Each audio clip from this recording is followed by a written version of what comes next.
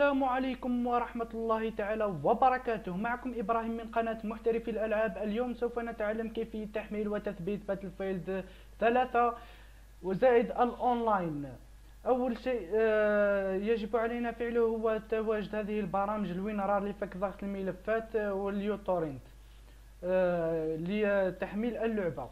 حسنا، نذهب إلى رابط المدونة، سأتركه لكم أسفل الفيديو.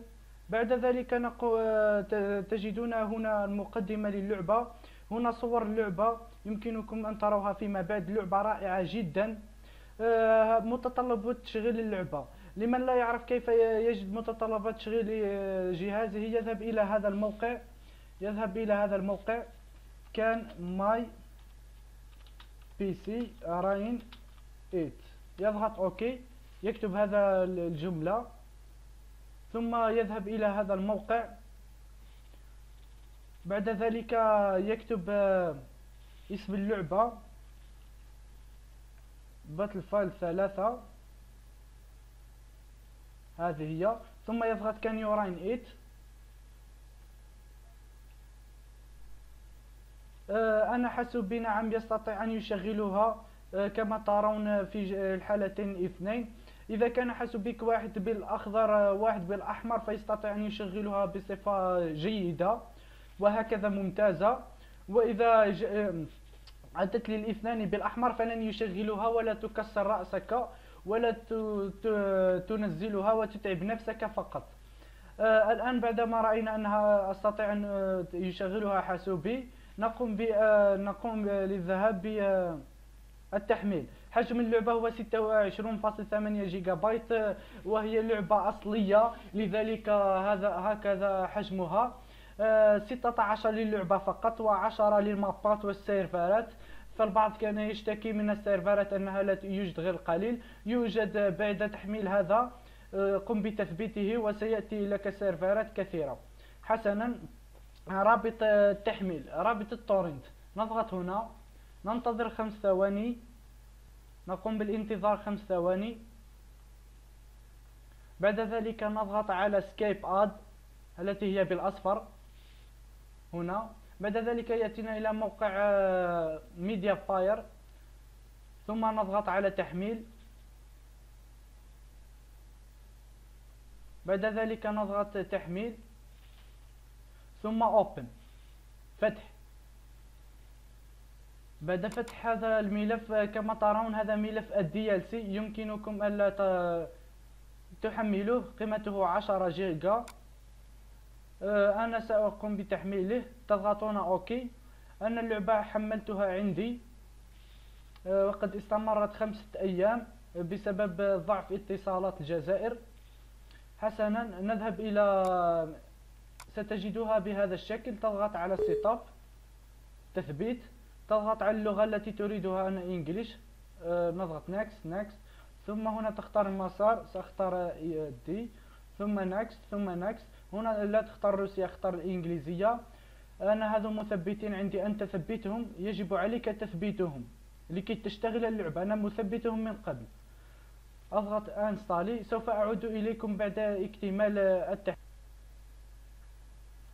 حسنا، الآن أوشكت على الانتهاء، كما ترون انتهى تثبيت اللعبة. نضغط فينيش. بعد ذلك نذهب إلى تثبيت DLC، المابات والسيرفرات. حسنا، نضغط سيت اب، نضغط ياس. بعد ذلك نختار اللغة الإنجليزية، نضغط اوكي، بعد نكست.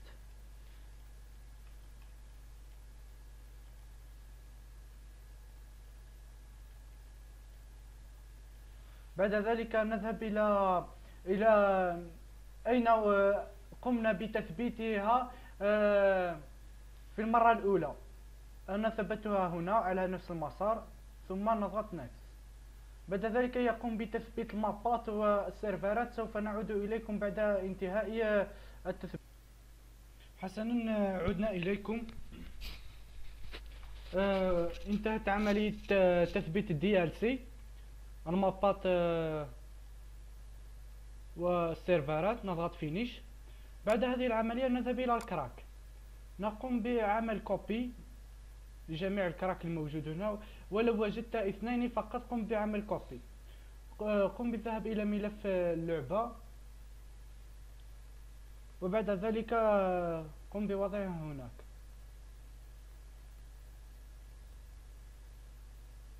حسنا، بعد وضع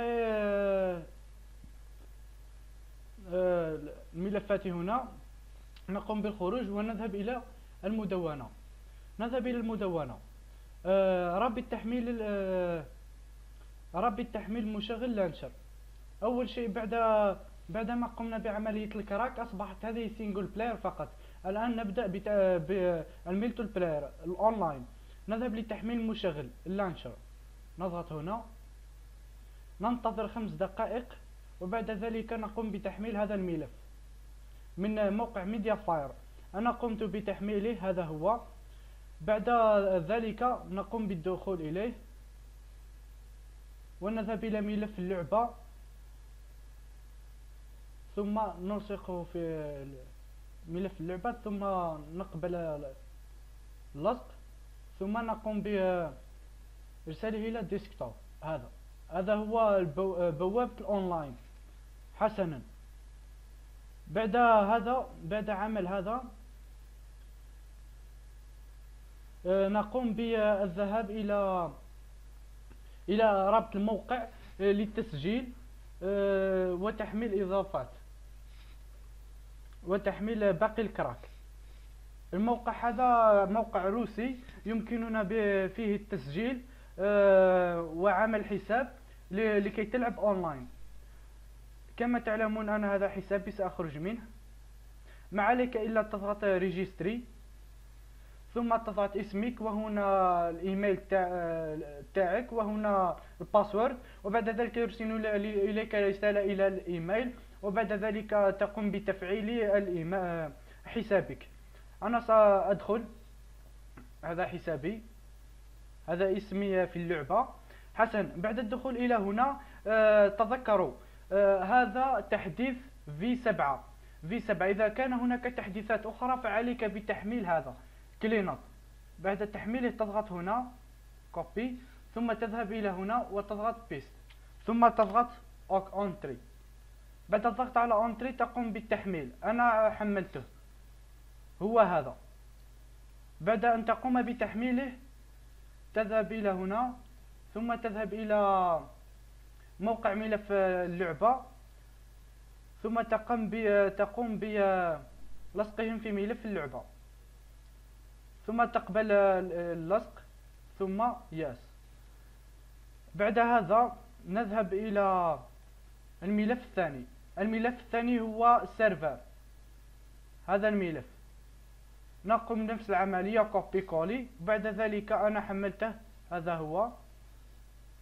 بعد ذلك نقوم بوضعه في اللعبة. حسنا، بعد وضعه في اللعبة يبقى ملف أخير وهو اللانشر. هذا هو. قم بعمل نفس العملية، بعد ذلك وضعه هنا، ثم القبول. بعد هذا قد تحصلنا على اللعبة، ولكي نجربها على تشغيل اللعبة بهذا البرنامج، لذلك سأوقف التصوير بالكاماتاسا ستوديو. حسنا، عدت إليكم. إذا عندما تدخل إلى هذه وتأتيك نافذة خطأ أو شيء من هذا القبيل، قم بتحميل هذا من الموقع كما أريتكم، وبعد ذلك ضعوه في ملف اللعبة. حسنا،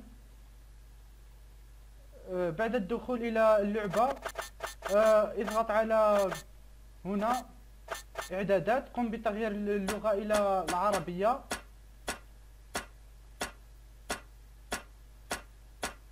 لغة عربية، وبعد ذلك اضغط اللعب جماعي. بعد ذلك اضغط الإيميل والباسورد الذي تسجلت بهم، وإذا لم تتسجل قم بالضغط هنا سجل. أنا سأضغط دخول. حسنا، يتصل بالخادم. الآن سأدخل إلى هذا السيرفر، أضغط إلى أنضم، بعد ذلك أنتظر. سأوقف التصوير حتى يدخل. كما تعلمون الآن اللعبة شغالة 100% كما ترون.